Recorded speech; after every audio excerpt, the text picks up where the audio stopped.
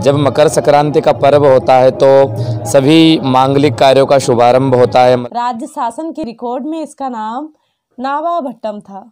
यहीं पर नर्मदा नदी का नाभि स्थल भी है। सिद्ध ऋषि कहते थे इन्हें। सिद्धों के द्वारा भगवान की साधना करने पर, भगवान की स्थापना करने पर भगवान का नाम सिद्धनाथ हुआ।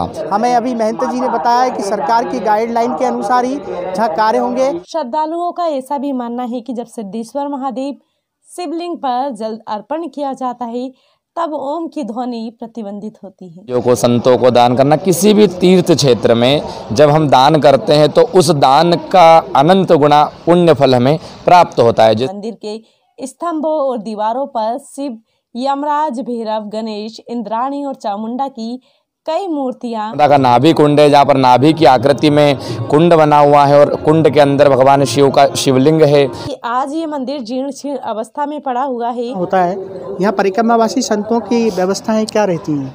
आज हम आपको ले चलते हैं पुण्य सलीला नर्मदा किनारे बसे नगर नेमावर के प्राचीन सिद्ध महादेव के मंदिर में। जी हाँ, महाभारत काल के नाभीपुर के नाम से प्रसिद्ध ये नगर व्यापारियों का केंद्र हुआ करता था, मगर आज ये पर्यटन स्थल के रूप में प्रसिद्ध है। राज्य शासन के रिकॉर्ड में इसका नाम नावाभट्टम था। यहीं पर नर्मदा नदी का नाभि स्थल भी है, जहाँ से परिक्रमावासी अपनी परिक्रमा यात्रा को प्रारंभ करते हैं। जिले के मां नर्मदा के पावन पट नेमावर घाट पर आप मेरे पीछे देख रहे हैं, ये वो पावन भूमि है जहां मां नर्मदा के तट पे आने वाले हर एक व्यक्ति के पाप मां नर्मदा के दर्शन से ही समाप्त हो जाते हैं। आने वाली मकर संक्रांति को लेकर यहाँ भव्य तैयारियां की गई हैं। हमें अभी महंत जी ने बताया कि सरकार की गाइडलाइन के अनुसार ही जहाँ कार्य होंगे। आइए हम मिलवाते हैं महंत जी से और जानते हैं कि मकर संक्रांति पर्व पर क्या भव्य आयोजन यहाँ होना है। भोलेनाथ का ये विशाल मंदिर जो पौराणिक काल की गाथा गाता है और यहाँ आने वाले मकर संक्रांति को एक भव्य मेला जैसा लगता है। और आज हम इस घाट पे आए हुए हैं, हमारे साथ महंत जी खड़े हुए हैं। हम जानकारी लेते हैं कि इस कोरोना काल में सरकार की गाइडलाइन के अनुसार क्या व्यवस्थाएं यहाँ आने वाली मकर संक्रांति पर रहेगी। गुरुजी, क्या व्यवस्थाएं यहाँ आने वाली मकर संक्रांति पर रहेंगी? देखिए, प्रतिवर्ष 14 या 15 जनवरी को मकर संक्रांति का पर्व मनाया जाता है। कभी मकर संक्रांति 14 तारीख को, कभी 15 तारीख को। जब मकर का सूर्य होता है, कहते हैं माघ मकर गत रवि जब होई, तीर्थ राज आब सब कोई।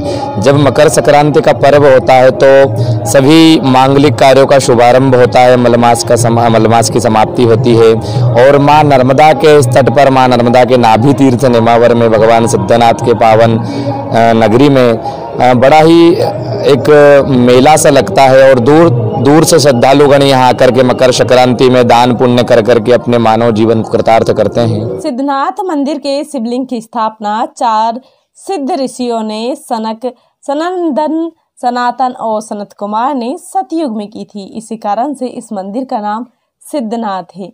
इसके ऊपरी तल पर ओमकारेश्वर और निचले तल पर महाकालेश्वर स्थित है। श्रद्धालुओं का ऐसा भी मानना है कि जब सिद्धेश्वर महादेव शिवलिंग पर जल अर्पण किया जाता है तब ओम की ध्वनि प्रतिबंधित होती है। गुरुजी, ये जो भोलेनाथ के मंदिर में हम खड़े हुए हैं, क्या इतिहास रहा है यहाँ का? देखिए, भगवान सिद्धनाथ का यह मंदिर है, भगवान शिव का ये मंदिर है और महाभारत कालीन ये मंदिर है। द्वापर के समय का, कहते हैं कौरवों ने मंदिर का निर्माण किया था और ब्रह्मा जी के 4 प्रथम मानस पुत्र हुए थे, सनंदन, सनत कुमार, सनातन। इन 4 मानस पुत्र के जो सिद्ध ऋषि कहते थे इन्हें, सिद्धों के द्वारा भगवान की साधना करने पर, भगवान की स्थापना करने पर भगवान का नाम सिद्धनाथ हुआ।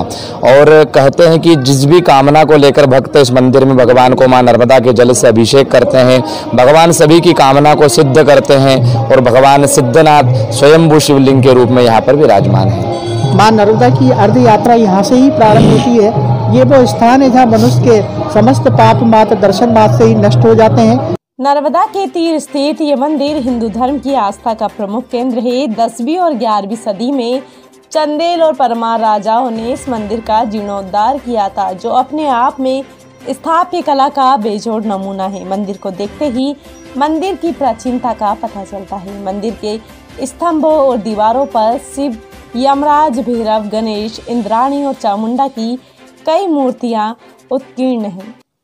गुरुजी, यहाँ अर्ध यात्रा जो मां नर्मदा की प्रारंभ होती है, ये कब से प्रचलित है, क्या कथा है इसकी? देखिए, विश्व में नर्मदा एकमात्र ऐसी नदी है जिसकी प्रदक्षिणा, जिसकी परिक्रमा की जाती है।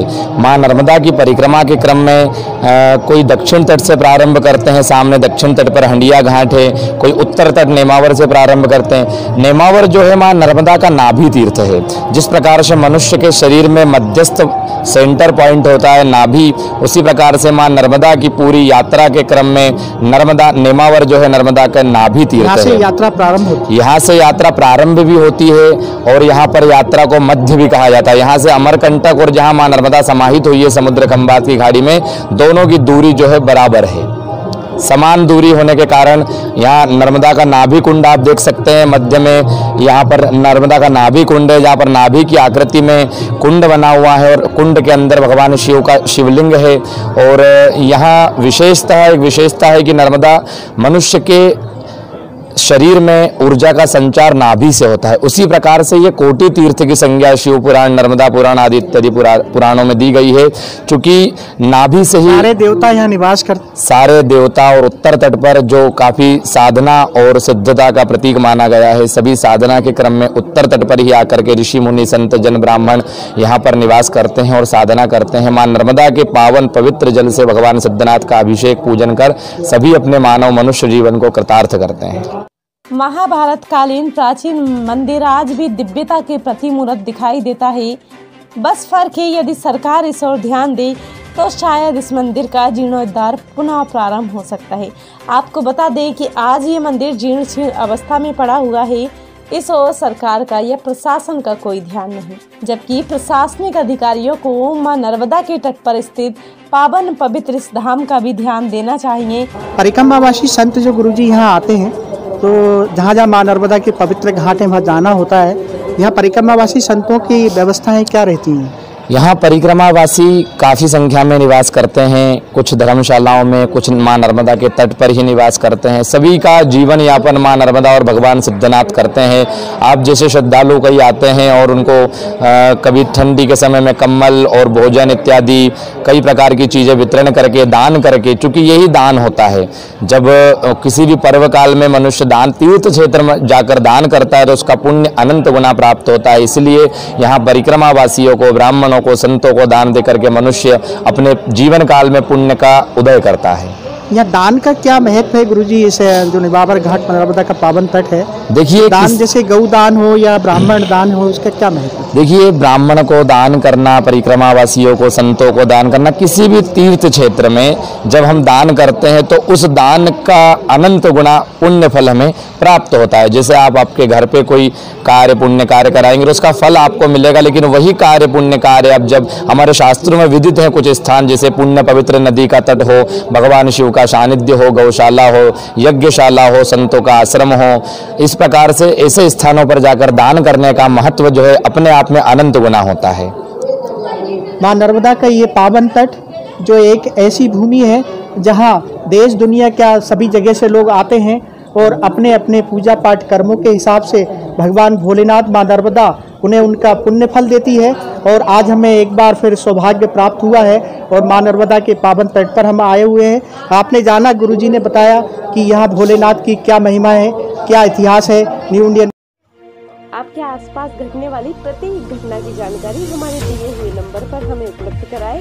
साथ ही कमेंट बॉक्स में कमेंट कर हमें जरूर बताएं। आपको हमारी वीडियो कैसी लगती है, लाइक करें, सब्सक्राइब करें।